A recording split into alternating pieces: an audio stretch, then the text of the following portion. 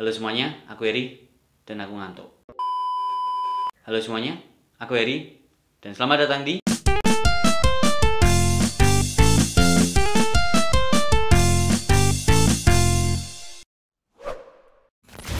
Police, search warrant!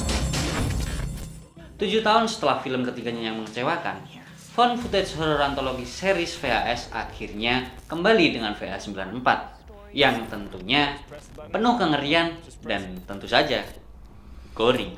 Seperti film VHS yang lain, film VHS 94 juga dibagi menjadi beberapa segmen. Di antaranya ada Holy Hell yang disutradarai dan ditulis oleh Jennifer Reeder, terus ada Storm Drain yang disutradarai oleh Chloe Okuno, terus ada The Empty Wake yang disutradarai oleh Simon Barrett yang juga pernah ikut dalam proyek VHS yang pertama dan yang kedua. Terus ada The Subject yang disutradarai oleh Timo Cahyanto, sutradara Indonesia yang juga bikin film Sebelum Iblis Menjemput dan juga pernah ikut bikin VHS 2. Dan juga yang terakhir ada Terror oleh Ryan Prowse. Seorang wanita sedang menghirup zat berwarna putih dari tangannya.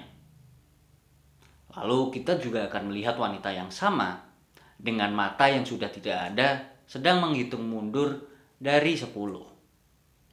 Itu adalah opening dari film ini, juga sekaligus opening dari segmen Holy Hell. Holy Hell sendiri merupakan benang merah atau jembatan untuk setiap segmen dari VHS 94. Di Holy Hell kita akan melihat dari sudut pandang seorang kameramen yang mengikuti tim SWAT. Yang mana nggak masuk akal.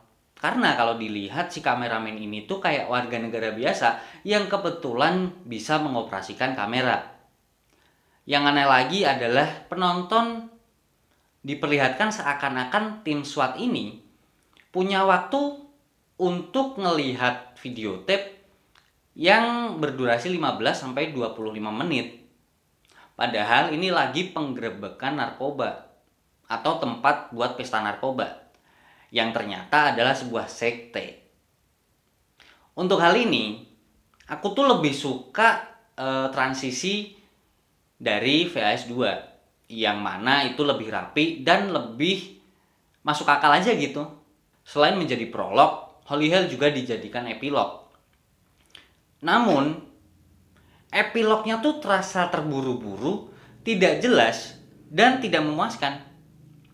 Kayaknya nih, emang sengaja mau bikin ending polisinya disiksa biar nyambung sama lagu kredit yang dinyanyikan oleh band Millions of Dead Cops. Tapi sekali lagi, eksekusi itu penting bos. Dengan acting yang gak maksimal, plot yang ceroboh, dan ending yang gitu-gitu aja, menurutku untuk sebuah segmen pembuka dan penutup, Holy Hell adalah poin terlemah di film ini. Nggak biasanya VHS ngasih pembuka yang sejelek ini. Kecuali VHS viral yang dari awal sampai akhir, ya nggak usah dibahas lah ya. Tapi tenang, buat kalian para freak yang suka sama adegan-adegan gore, di segmen ini gore adalah hidangan utamanya. Dengan vibe 90s yang semakin menambah suasana mencekam dan dark dari segmen ini. Selanjutnya aku akan ngebahas tentang Storm Drain. Di sini kita akan mengikuti seorang reporter dan kameramennya yang lagi nyari cuplikan tentang Ratman, sosok urban legend yang tinggal di gorong-gorong. Nah, segmen ini bisa dikatakan adalah penggambaran akurat dari era-era 90-an. Konflik yang dimunculkan di Storm Drain adalah tentang orang-orang miskin yang bergerak melawan orang-orang yang berkuasa. Tapi untuk menyebut ini jadi bagian dari kritik sosial politik juga nggak tepat. Karena Storm Drain sendiri masih berkutat di sekitar tema-tema horor dengan komedi yang ironis. Dengan tokoh yang mudah disukai akan membuat kita bersimpati pada penderitaan mereka. Dan semuanya terbayarkan dengan memuaskan. Di segmen ini pula ada plot twist yang tidak terkesan dipaksakan. Menurutku pribadi, segmen ini adalah salah satu segmen dengan eksekusi terbaik dan juga bisa dikatakan berhasil. Karena cuaca yang terus memburuk di luar, seorang wanita muda harus tetap bekerja hingga larut malam di rumah duka. Atas permintaan kliennya, ia ditugaskan untuk merekam jalannya acara, hingga dia diteror oleh kehadiran tak terduga yang tidak diketahui oleh siapapun. Itu tadi adalah hipnosis dari The Empty Wake, yang walaupun memiliki premis yang basic dan sederhana, namun unggul dalam hal eksekusinya, yang tidak mengagetkan. Karena segmen ini disutradarai dan ditulis langsung oleh Simon Barrett, yang udah 2 kali ikut dalam 2 film VHS yang pertama. Dalam segmen ini, Barrett bisa dikatakan berhasil dalam menciptakan suasana yang menegangkan dan juga menyeramkan. Dibantu dengan tokoh utama yang likable dan juga suasana tempat yang menyeramkan. Karena yaitu tadi, di rumah duka. Ngomongin tentang tempat, The Empty Wake juga bisa dikatakan berhasil dalam menciptakan nuansa 90-an. Melalui dekorasi rumah duka yang terlihat jadul, terus kesulitan si tokoh utama saat mengganti kaset VHS, dan juga ketergantungan dari si tokoh utama pada senter kamera saat mati listrik. Walaupun memiliki premis yang mendasar, namun The Empty Wake cocok berada di tengah VHS 94 berkat perasaan menyeramkan klasik yang dihadirkannya. Timo Cahyanto, salah satu sutradara dari sebuah segmen terbaik dari VHS 2, Safe Haven, yang intens, berdarah, dan bombastis. Kembali dengan liar dan imajinatif.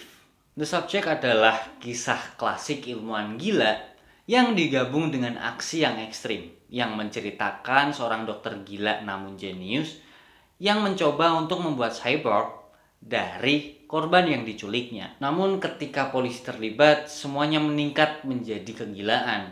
Ketika salah seorang dokter dan seorang korban yang sudah diubah berjuang untuk tetap hidup. The Subject memberikan banyak kejutan dan juga bagus dalam perkembangannya.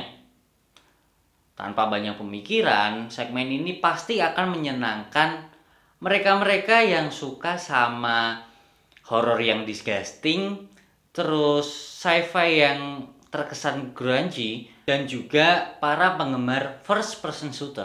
Satu-satunya hal yang aku kurang suka dari segmen ini cuman ini sih, segmen ini tuh kurang 90s. Walaupun teror memiliki premis yang bagus, yaitu sekelompok milisi sayap kanan yang ingin melakukan kekerasan malah mendapatkan ganjarannya akibat senjata rahasia mereka yaitu vampir terlepas. Namun, segmen ini terasa datar dan hambar karena segmen ini hanya berfokus pada tujuannya, namun tidak benar-benar berkomitmen.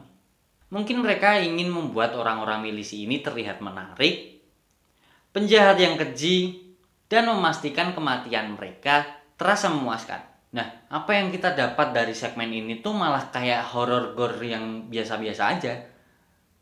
Segmen ini juga lebih fokus pada intinya dan bukan penyajiannya, sehingga terasa membosankan. Teror perlu menerima kekurangan mereka dan memaksimalkan segmen ini sebagai tontonan, atau menciptakan suasana yang lebih bernuansa mencekam misalnya. Sayangnya mereka tidak melakukan keduanya, sehingga malah menjadi lebih buruk, seperti di film found footage yang lain.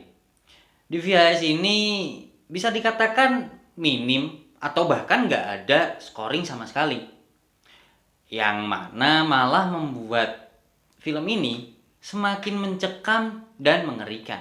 Nah, jujur aja nih, aku tuh sebenarnya agak seneng sama VHS 94 ini. Walaupun waktu pertama kali denger bahwa VHS 94 ini bakalan rilis, aku agak pesimis nih. Karena yaitu udah kecewa duluan sama VHS viral. Namun nyatanya VHS 94 ini nggak kalah serunya dan nggak kalah bagusnya dari 2 film VHS yang pertama. Nah, walaupun begitu masih aja ada beberapa kekurangan di beberapa segmen. Karena itu, Disklik bakalan ngasih skor untuk VHS 94 7,5. Segitu dulu review VHS 94. Kalau kalian suka video kami, silahkan klik like. Kalau kalian ada film, series, game, atau anime yang mau kita bahas, bisa tinggalin di kolom komentar. Dan sayonara.